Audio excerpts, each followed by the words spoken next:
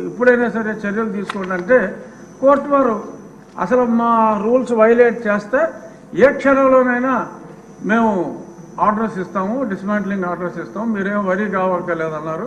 ఇప్పుడు దాకా ఆ మ్యాటర్ రాలేదు, ఎలక్షన్ వచ్చింది, ఆయన వెళ్ళిపోయాడు. సో ఇప్పుడు ఆ ప్రాపర్టీ ఎందుకంటే ఆయన అంటే డిస్ట్రక్షన్తో మొదలుపెట్టారు. నాకు తెలిసి గౌరవనీయులైన ముఖ్యమంత్రి గారు ఈయనంతా కన్స్ట్రక్షన్ బేస్డ్ యాక్టివిస్ట్, అతను డిస్ట్రక్షన్ బేస్డ్. సో కాబట్టి ఒక 500 కోట్లు ప్రజలను దుర్వినియోగం చేశారు, శిక్షించాలి అని చెప్పి మా విష్ణుకుమార్ రాజు గారు గట్టిగా చెప్పారు. కానీ కొన్ని వేల కోట్లు రకరకాల ఇష్యూస్లో దుర్వినియోగం అయినాయి. ఈ 500 కోట్ల వలన అతను అలరయ్యి ఒక మంచి ప్రభుత్వం రావడానికి దోహదం చేశాడు. కాబట్టి అంటే నెగిటివిటీలో పాజిటివిటీ వెతుక్కోవటం. సో అంచేత 500 కోట్లు ఖర్చు పెట్టి ఆయన కట్టుకున్నది ఇల్లు కాదు, ఆయన రాజకీయ సమాధి కట్టుకున్నాడని చెప్పి భావిస్తూ 500 కోట్లని మనం క్షమించేయచ్చు. చూడవలసిన వాటి మీద ఎలా అధ్యయనం చేయాలో చూడాలని perhaps this is my last speech.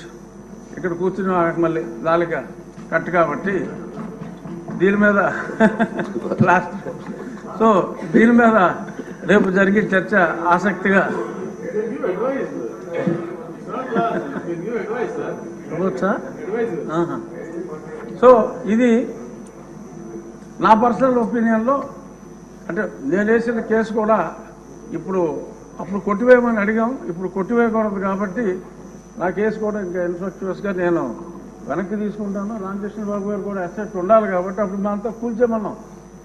అంటే ఇంత దారుణం అని తెలియదు. 500 కోట్లు ఖర్చు పెట్టారు కాబట్టి అది రాష్ట్ర అసెట్గా భావించి దాన్ని తెలివిగా, అంటే ఒక వ్యక్తి కాంక్ష ఈ రకంగా ఉంది అని చెప్పి ప్రజలకి మరి ఏదో టికెట్ ఇచ్చినా కూడా మాదిరిగా రికవర్ అవుతుంది, అద్దెకిస్తే ఏమి రావు, 7 గదులు. సో అంచేత దాన్ని ఒక మాన్యుమెంట్గా ఉంచి ఒక నియంత కట్టుకుందాం అనుకున్న, ఒక పేదవాడు కట్టుకోవాలనుకున్న చిన్న గూడు ఇదని చెప్పి మనం దానికి ఒక టికెట్ పెట్టి ముంతాజ్ కోసం తాజ్మహల్ కట్టిన షాజహాన్కి మరి ఇప్పుడు గుర్తింపు వచ్చింది.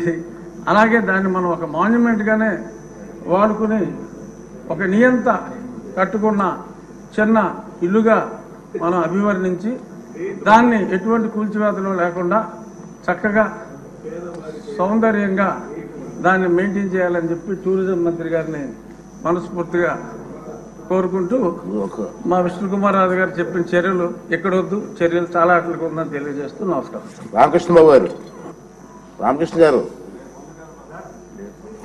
ఓకే అండి. మీ మనోభావాలన్నీ చూసిన తర్వాత సార్ ఒక్క నిమిషం ఉండండి, పెద్దలందరూ కూడా నిర్ణయిస్తారు కదా. మీ మనోభావాలు చూసిన తర్వాత చాలామంది దీని మీద ఇంట్రెస్ట్గా ఉంది, పబ్లిక్ కూడా ఇంట్రెస్ట్గా ఉన్నారు. దీన్ని సోమవారం నాడు